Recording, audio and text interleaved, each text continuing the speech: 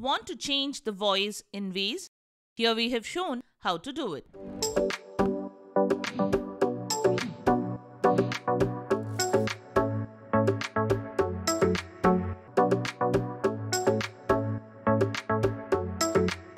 Before we move forward, do us a favor by subscribing to our channel and liking this video.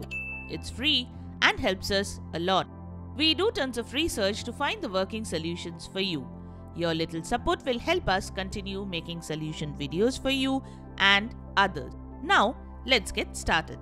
Open Waze and tap on the hamburger icon. Tap on Settings and select Voice and Sound. Next, select the Waze Voice option. Choose the Waze voice you want to use from the available list. Or you can click on Add a Voice and record your or someone else's voice for the instructions. Save the changes and select it from the list.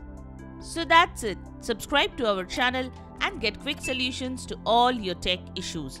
Leave a comment and help others know which solution solved your problem. Thanks for watching, and always remember that we are here to help you out.